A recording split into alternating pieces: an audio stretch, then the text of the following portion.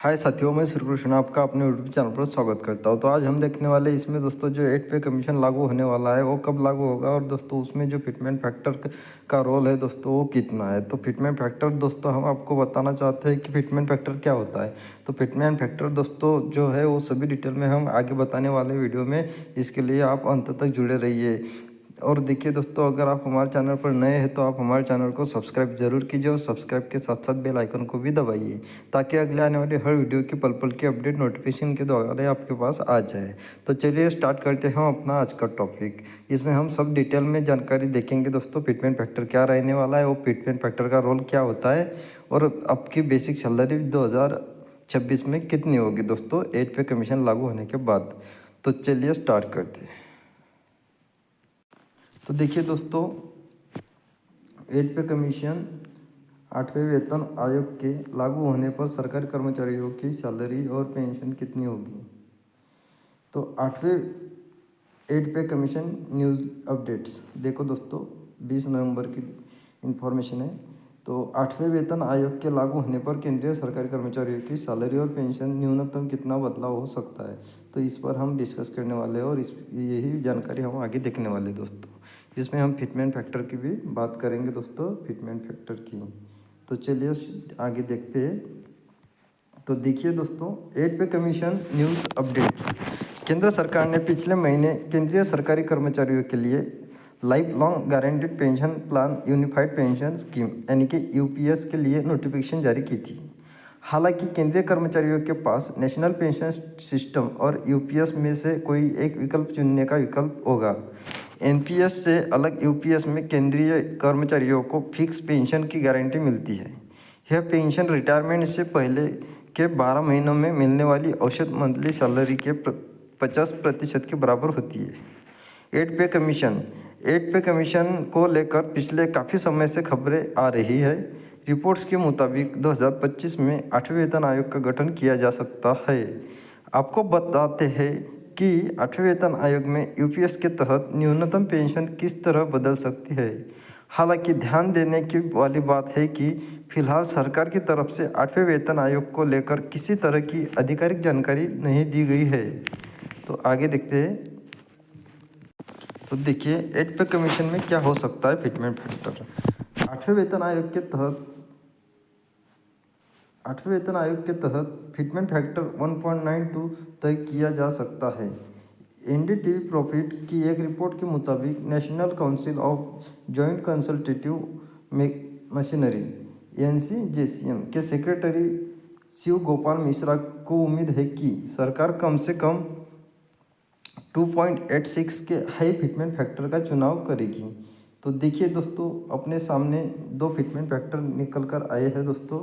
कोई बता रहा है 1.92 तय किया जाएगा और जो सेक्रेटरी है दोस्तों शिव गोपाल मिश्रा, उनकी उम्मीद है कि हाई फैक्टर दोस्तों जो होने वाला है ज़्यादा से ज़्यादा 2.86 हो सकता है।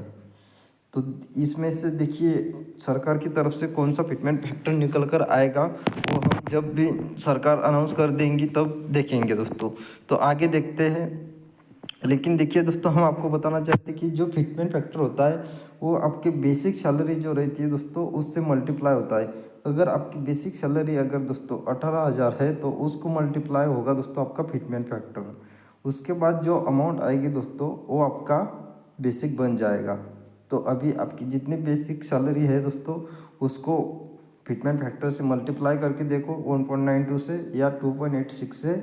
उसके बाद जो आपकी बेसिक जो अमाउंट आती है वो आपकी बेसिक सैलरी हो सकती है, अगर दोस्तों इन दोनों में से कोई फिटमेंट फैक्टर निकल कर सामने आता है तो।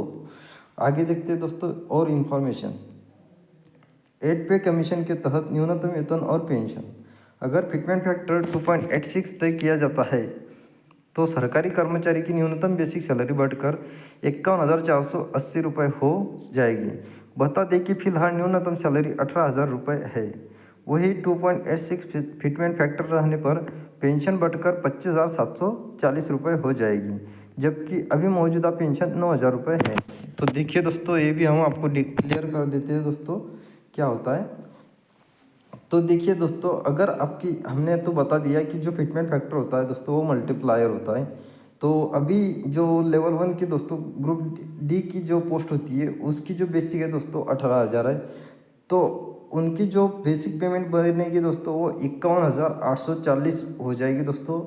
अगर फिटमेंट फैक्टर 2.86 इसे मल्टीप्लाई किया जाएगा, मतलब अपना फिटमेंट फैक्टर अगर 2.86 निकल कर आएगा तो जो मिनिमम बेसिक हो जाएगी 51,480 हो जाएगी। उसके बाद देखिए दोस्तों जो पेंशनर्स है, तो पेंशनर्स की जो अभी मिनिमम पेंशन है वो 9,000 है दोस्तों, 9,000 है। अगर फिटमेंट फैक्टर 2.86 निकल कर आता है तो उनकी पेंशन बढ़कर दोस्तों 25,740 हो जाएगी। तो ये जो है दोस्तों फिटमेंट फैक्टर का बेनिफिट्स रहता है दोस्तों। तो अभी ये जो सब डिपेंड रहेगा, ये फिटमेंट फैक्टर पर डिपेंड रहेगा दोस्तों कितना निकल कर आता है।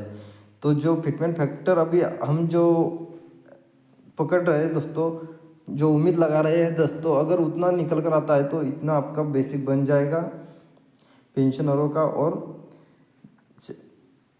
लेवल डी के कर्मचारियों का। और जो भी आगे वाले और कुछ कर्मचारी है दोस्तों वो अपने अभी बनने वाली बेसिक को मल्टीप्लाई करके देखिए, जो अमाउंट आएगी वो आपकी बेसिक बन जाएगी। और आगे देखते हैं दोस्तों क्या है इसमें। 1 अप्रैल 2025 से लागू हो रहे यूपीएस के तहत कर्मचारियों को रिटायरमेंट से पहले 12 महीनों के दौरान मिलने वाली औसत सैलरी के 50% के बराबर पेंशन मिलेगी। इस आधार पर फिटमेंट फैक्टर 2.86 मानने पर यूपीएस के तहत न्यूनतम पेंशन 25,740 रुपये होगी। हालांकि अगर फिटमेंट फैक्टर बदलता है तो 8वें वेतन आयोग के लागू होने पर केंद्रीय सरकारी कर्मचारियों की न्यूनतम सैलरी और पेंशन दोनों में बदलाव हो जाएंगे। तो देखिए दोस्तों यहाँ बता भी दिया है कि अगर आपका फिटमेंट फैक्टर चेंज हो जाएगा तो आपकी सैलरी में चेंजेस आएंगे। तो सब जो डिपेंड रहेगा आपका सभी का बेसिक जो निकल कर आएगा वो सब हम क्लियर बता देते दोस्तों फिटमेंट फैक्टर पर रहेगा। अगर जो भी फिटमेंट फैक्टर निकल कर आएगा उस पर डिपेंड रहेगा कि आपका बेसिक कितना बनेगा। जो भी फिटमेंट फैक्टर निकल कर आएगा उस वो अपने बेसिक से मल्टीप्लाई हो जाएगा दोस्तों। उसके बाद जो अमाउंट निकल कर आएगी वो आपका बेसिक बन जाएगी। तो अभी देखते हैं दोस्तों आगे क्या होता है जब भी। और हाँ देखिए दोस्तों जो अपना जो ये लगने का समय है दोस्तों 1 जनवरी 2026 से लागू हो जाएगा दोस्तों, क्योंकि जो पिछला कमीशन लागू हुआ था वो 2016 में लागू हुआ था। तब से 2026 तक 10 साल कंप्लीट हो जाते हैं दोस्तों। और वेतन आयोग जो लागू होता है वो 10 साल के बाद हर 10 साल के बाद लागू होता है। तो देखते हैं दोस्तों अगर कोई न्यू रिलेटेड आती है तो हम सबसे पहले आपको देने का प्रयास करेंगे। तो देखिए दोस्तों ये वीडियो अच्छा लगा, इन्फॉर्मेशन अच्छी लगी तो लाइक ज़रूर कीजिए और अपने दोस्तों के पास भी शेयर कीजिए ताकि वो भी दोस्तों मोटिवेट होंगे दोस्तों अपने काम करने में। अगर आपका पेमेंट इंक्रीमेंट होता है दोस्तों तो कोई भी मोटिवेट हो जाएगा, ताकि वो क्योंकि उनको लगेगा दोस्तों कि वो अभी जो उनकी ख्वाहिश है वो कंप्लीट कर पाएंगे। तो चलिए दोस्तों ऐसे ही मिलते हैं न्यू अपडेट के साथ। तो थैंक यू।